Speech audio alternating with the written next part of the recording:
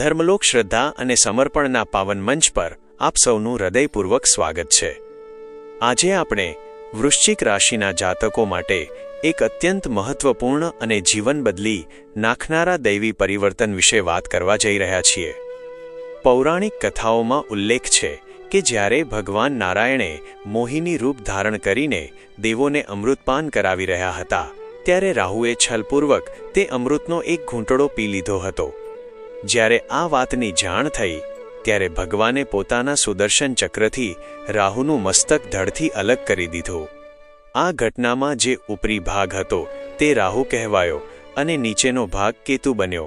કેતુ વિરક્ત થઈને તપસ્યાના માર્ગે નીકળી ગયા, પરંતુ રાહુ પોતાના કષ્ટ અને પીડાથી અત્યંત વ્યાકુળ થઈ ગયા। પોતાની આ અસહ્ય વ્યથા લઈને રાહુ દેવાધિદેવ મહાદેવના શરણમાં પહોંચ્યા અને આક્રંદ કરતા બોલ્યા કે હે પ્રભુ, મારાથી કઈ ભૂલ થઈ હતી કે મારી સાથે આવું છળ થયું? હવે આપ જ મારો ન્યાય કરો। ત્યારે ત્રિલોકના નાથ મહાદેવે અત્યંત કરુણાપૂર્વક રાહુને સમજાવતા કહ્યું કે આ સંસારમાં જે કંઈ પણ ઘટે છે તે હરિની ઈચ્છાથી જ થાય છે અને ભવિષ્યમાં કોઈ મહાન કાર્ય સિદ્ધ કરવા માટે જ આ પરિસ્થિતિનું નિર્માણ થયું છે। તમારો આ શ્રાપ એક દિવસ આખા જગત માટે વરદાન સાબિત થશે। આમ કહીને ભોળાનાથે રાહુના તે મસ્તકને પ્રેમથી પોતાના હાથમાં લીધું અને જે મુંડમાળા તેઓ ધારણ કરે છે તેમાં તેને સ્થાન આપ્યું। જે રાહુને આખું જગત તિરસ્કૃત કરી રહ્યું હતું, તેને મહાદેવે પોતાના હૃદય પાસે આશ્રય આપ્યો। આ મનોહર અને દર્શનીય દ્રશ્ય જોઈને આકાશમાંથી દેવતાઓએ પુષ્પવૃષ્ટિ કરી। મહાદેવે રાહુને આશીર્વાદ આપતા વરદાન આપ્યું કે કળિયુગના સમયમાં તમારું જ શાસન ચાલશે અને મનુષ્યની મનોકામનાઓ તથા ઈચ્છાઓને પૂર્ણ કરવા માટે તમે જ સૌથી શક્તિશાળી માધ્યમ બનશો। શ્રાવણના આ પાવન અને પવિત્ર મહિનામાં ભગવાન મહાદેવની વિશેષ કૃપાથી વૃશ્ચિક રાશિના જાતકોના જીવનમાં એક અદ્ભુત અને શુભ પરિવર્તન આવવા જઈ રહ્યું છે। ઓગસ્ટ મહિનાની શરૂઆતમાં રાહુદેવ પોતાના જૂના નક્ષત્રને છોડીને મહાદેવની કૃપાથી આચ્છાદિત ધનિષ્ઠા નક્ષત્રમાં પ્રવેશ કરશે। ધનિષ્ઠા નક્ષત્રનો અર્થ જ થાય છે ધન અને સમૃદ્ધિની ઈચ્છાઓને પૂર્ણ કરનારું નક્ષત્ર।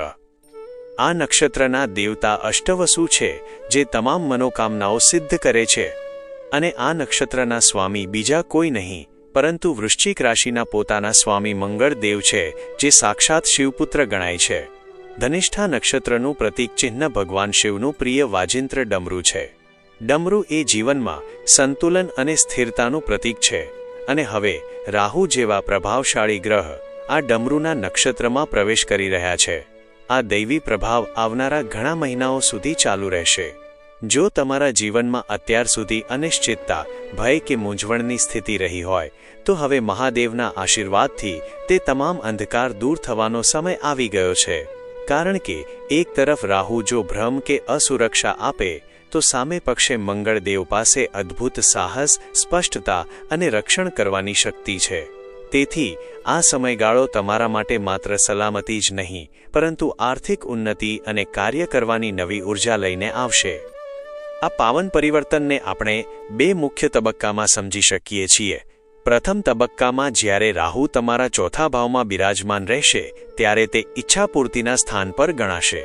જો તમારી કોઈ જૂની યોજના કે સપનું અટકેલું હતું, તો તે હવે વેગ પકડશે। અહીંથી રાહુની દ્રષ્ટિ તમારા કરિયર અને વેપારના સ્થાન પર પડે છે। જો તમને તમારા કામકાજમાં અસંતોષ કે અનિશ્ચિતતા લાગતી હતી અને અથાક મહેનત છતાં યોગ્ય પરિણામ નહોતું મળતું, તો હવે પરિસ્થિતિ સંપૂર્ણપણે બદલાઈ જશે। તમારા માન સન્માનમાં વધારો થશે, નોકરીમાં પ્રમોશન કે સ્થાન પરિવર્તનના ઉત્તમ યોગ બનશે। આ સાથે જ અષ્ટમ ભાવ પર પ્રભાવ પડવાથી જીવનની મોટી રૂકાવટો અને અડચણો દૂર થશે। જેમ રાહુને કોઈ બંધનમાં બાંધી શકતું નથી, તેવી જ રીતે હવે કોઈ પણ વિઘ્ન તમને આગળ વધતા રોકી શકશે નહીં।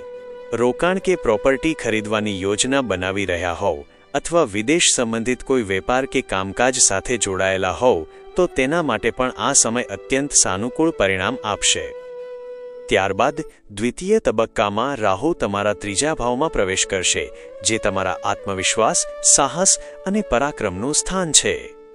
આ સમયે તમારામાં એક નવો જ આત્મવિશ્વાસ છલકાશે, જેનાથી તમે જીવનમાં મોટા અને મહત્વપૂર્ણ નિર્ણયો લેવાની હિંમત કેળવી શકશો। તમારા કરિયરમાં જે અસ્થિરતા હતી તે દૂર થઈને એક મજબૂત પાયો તૈયાર થશે. જે લોકો પોતાનો સ્વતંત્ર વ્યવસાય શરૂ કરવા માગે છે કે પોતાના વેપારને નવા શિખરો પર લઈ જવા માગે છે, તેમના માટે વેપારમાં 10 ગણી વૃદ્ધિ થવાની શક્યતાઓ સર્જાશે. આ દૈવી પ્રભાવથી તમારી ધાર્મિક યાત્રાઓ સફળ થશે અને તમારું ભાગ્ય તમને પૂર્ણપણે સાથ આપશે. આવકના સાધનોમાં અનપેક્ષિત વધારો થશે અને મોટા આર્થિક લક્ષ્યોને પ્રાપ્ત કરવાનો માર્ગ સુગમ બનશે. આ સમગ્ર સમયગાળા દરમિયાન તમારે માત્ર એક જ વાતનું ખાસ ધ્યાન રાખવાનું છે અને તે છે તમારો ક્રોધ. મંગળનો પ્રભાવ હોવાથી ગુસ્સા પર નિયંત્રણ રાખવું અત્યંત જરૂરી છે. જો તમે તમારા ક્રોધને શાંત રાખશો તો મહાદેવની કૃપાથી આ ગોચર તમારા માટે અત્યંત શુભ અને ફળદાયી સાબિત થશે. આ સંતુલન જાળવવા માટે તમે તમારા ઘરમાં એક નાનું ડમરું લાવીને પૂજા સ્થાનમાં સ્થાપિત કરી શકો છો અથવા નજીકના શિવ મંદિરમાં ડમરું અર્પણ કરી શકો છો. ડમરૂનો પાવન નાદ તમારા જીવનમાંથી તમામ ભય અને વ્યાધિઓને દૂર કરીને સુખ અને શાંતિ લાવશે.